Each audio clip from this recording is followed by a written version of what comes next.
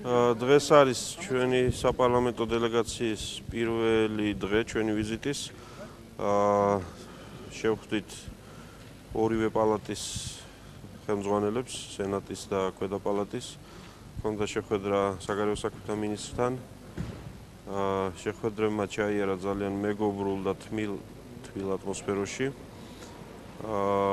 ჩვენი ჩეხი კოლეგები რჩებიან საქართველოს მეგობრებად და ხელისუფლების ცვლილება მათთვის არაფერს ნიშნავს, ვინაიდან ამ ცვლილებამ საერთაშორისო ასპარეზზე იქნება ეს ევროკავშირის მიმართულება, ნატოს მიმართულება თუ ორთვევი ურთიერთობები, კიდევ ახალი ენერგიები შეძინა ჩვენს ურთიერთობებს და არანაირი შეფერხება მოსალოდნელი არ არის. ჩვენ მივიღეთ დაპირება პარლამენტის ორივე პალატის სპიკერებისგან, ასევე საგარეო საქმეთა მინისტრისგან, რომ საქართველოს ექნება ჩეხეთის მხარდაჭერა ვილნიუსის სამი წლის ბოლოს, რათა ჩვენ მოვახერხოთ ევროპასთან კიდევ უფრო ახლო მიახლოება და ყველა იმ დოკუმენტის მიღება, რაც უკიდურესად სასურველია და აგრეთვე მომავალ წელს 2014 წელს უკვე ნატოს სამიტზე ჩეხეთი კვლავ იქნება იმ ქვეყნების რიგში, რომლებიც მოსურნენი არიან, რომ საქართველო კიდევ უფრო მივახლოვდეს ნატოში გაწევრიანებას.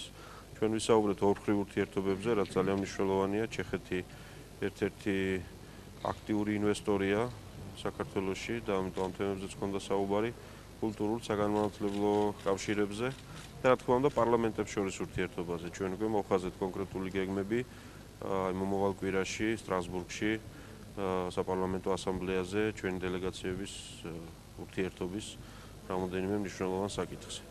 ისე რომ ვიზიტი არის ნაყოფიერი, წარმატებული, ისე როგორც ეკადრებათ მეგობარი ქვეყნების პარლამენტარებს და მთავრობის წევრებს.